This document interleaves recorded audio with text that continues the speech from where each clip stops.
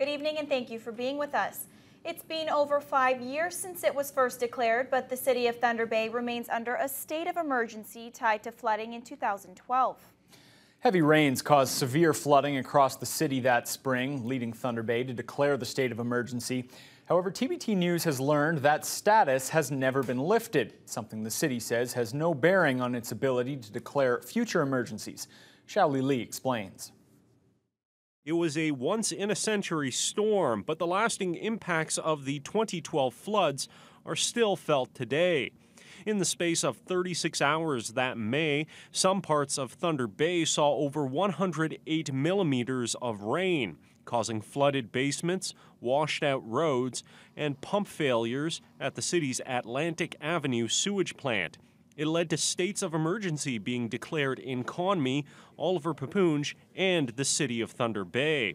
But over 5 years later, Thunder Bay city councilors say that state of emergency has never been lifted. In an email to Dougal Media, the city's manager of development and emergency services, Mark Smith, says the declared state of emergency in relation to the 2012 flood has not yet been terminated. Smith goes on to write that the city is still reviewing reports related to repairs at the Atlantic Avenue pumping station. Once those reviews are done, Smith says it's expected the city will lift the 2012 state of emergency. At a NAN Emergency Education Summit in Thunder Bay earlier this month, chiefs called on the city and Fort William First Nation to declare an emergency due to the ongoing deaths of First Nation students in city waterways. Now, the city has declined to comment on the NAN request, but Smith says an existing state of emergency has no bearing on the city's ability to declare another. City Council is currently on a 3-week hiatus, but sits again on July 24th. Xiaoli Li, TBT News. The fourth iteration of the Stall Foundation Open is in full swing, and while all the attention is on the action on the course, the city is focused on the impact it's creating off of it. The Open is expected to have an economic impact in the millions of dollars, according to Tourism Thunder Bay. An economic assessment of the tournament was done 2 years ago and valued the impact of the Stall Foundation event at $4.3 million. And that total is expected to increase as the event grows in notoriety. The result is a direct financial benefit for the city. Well, certainly what we look at is we look at the direct costs that are incurred, the direct impacts, the dollars changing hands of the event itself. And then what we typically use is a multiplier of about 1.6. And that gives us a total economic impact. So 60% of the dollars generated from events typically will stay and circulate in the community again. So they pay salaries, they pay wages, they pay the supply chain, caterers, they have a huge impact across the board. So, we looked at the direct impact, and then we also then look at the induced impact on top of that. Using Pepe's 60% figure, the tournament could bring an estimated $2.58 million to the city. It's a tidy sum and one the city would like to ensure they continue. How do we take an event like that? How do we take a professional event and use it to create a legacy so that we can sell golf stay and play packages? And that's certainly the next big step that we need to work on is, how do we get hotels, how do we get other courses involved? How do we get people, playing more golf while they're here, whether it's a destination driver or whether they're here on business or here for other reasons. They hear about the course, they hear about the reputation of the course, want to stay an extra day, an extra afternoon and play it. So those are certainly where these sport tourism events are important. With the U18 Baseball World Cup on the way and a bid for the 2020 Special Olympics, there will be numerous opportunities for the city to continue their sports tourism efforts. City police are investigating an overnight incident that sent one person to hospital. It happened around 3 o'clock this morning at the intersection of Balsam and River Streets. While witness reports indicates it may have been a stabbing, police have yet to confirm that. All they'll say is that a person was taken to hospital with non-life-threatening injuries. Well, it's now official. While most were too busy having fun playing in the water, the opening ceremony was held at the North End Splash Pad. The manufacturer has dubbed the city's 4th splash pad as Thunder Canyon. The splash pad offers some serious fun for kids of all ages. The facility has water features that are initiated by 2 activators and timed shutting off after a set period of inactivity in order to conserve water. City Councilor Andrew Fold says he could not be happier how this splash pad turned out. It's critical, you know. We don't have a lot of pools at this end of the city. As you can see behind me, this is a quiet day. When it's hot out, this place is just packed, and you can hear the laughing, you can see the families. I couldn't be more pleased about this facility. This particular one has a lot of new features. We've got some shade structures. Also, the design of the facility is accessible, and there's sort of low intensity, high intensity water structures. So I think that this will be a model for the future. Folt says in the long term, they hope to build a splash pad within the city every 2 years. The North End Rec Splash Pad is open every day from 9 in the morning until 9 o'clock at night. Some traffic disruptions for motorists trying to traverse the Simpson Street and Pacific Avenue area this morning. Drivers had to maneuver through a series of detours in that vicinity. The road closures were instituted to allow for repairs to the water distribution system. The work started at midnight, and crews worked throughout the night to help minimize disruptions. It's believed all necessary repairs were completed by mid-morning. City residents can expect a knock on their door this summer from a friendly firefighter.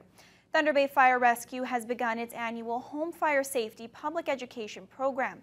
Over the next several weeks, they'll be going door to door discussing the importance of home smoke and CO alarms, fire escape planning, and rules surrounding outdoor burning.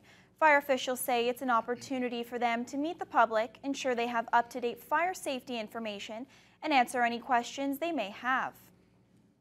Plans are being made to dredge up part of Canada's aviation history from the depths of Lake Ontario. The Avro Arrow fighter jet project in the 1950s was cancelled while the jet was just a prototype. Several models of the plane were tested and ended up at the bottom of the lake. Austin Delaney has more on a plan to bring them to the surface. It was the 1950s, and Canada was at the forefront of military aviation with the Avro Arrow. They were testing the CF-150 Arrow, a breakthrough fighter jet. But in 1959, the project was abruptly canceled by the Government of Canada. 14,000 workers at the plant lost their jobs. Many high-tech engineers left the country in what was a huge aviation brain drain. All materials related to the Arrow were ordered destroyed. And testing was elaborate. Scale models were... Part of the testing involved models 1/8 the size of the real jet. Between 1954 and 1957, the free flight models were launched over Lake Ontario, attached to high-powered booster rockets. They tested the aerodynamic qualities of the aircraft prior to production of the real thing. 9 of those models lie on the bottom of Lake Ontario, and now an announcement to use high-tech sonar searching equipment to find and retrieve part of Canadian history thought forever lost. A Northern Ontario health unit is hoping to get the message across that breastfeeding is healthy and natural. It's putting life-size cardboard cutouts of women nursing their children around the city of Timmins to try to reduce the stigma around breastfeeding in public. Nurse Megan Potvin says about 80% of the women in the area start breastfeeding after giving birth, but many stop due to the fear of discrimination or being asked to cover up. Mount McKay looks quite different than it did a week ago. A large group of young people has worked together to create a new mural thanks to Nietzsche Studio on the Fort William First Nation. It's part of a new program allowing Indigenous youth to express themselves creatively. Molly Fromer explains. Around 50 Indigenous youth participated in a week-long workshop hosted by Nietzsche Studio. The workshop allowed participants to creatively work together to spray paint a mural on Mount McKay, on Fort William First Nation. Fort William First Nation youth worker Abby Pilchier explains how the mural originated. Sitting down as a group and talking about themes and designs and bringing all of our ideas together. And I think it was mentioned before, our big inspiration thing was what connects you to the land, because we did want it to respect the mountain, this beautiful sacred cultural mountain. And from there, it just goes to planning, and creating stencils. And then, I think the last 2 days has really been all the spray painting and the work going. It's really important just because it's fun, it's creative, it touches on culture, and it's really all the youth that have come together, that have built connections. It just kind of shows what we've created and what we've been doing. Participants chose this theme as it reflects what connects them to the land. The mural consists of a number of animals, plants, and medicines. Blake Evans is one of the artists and a visual arts student at Lakehead University.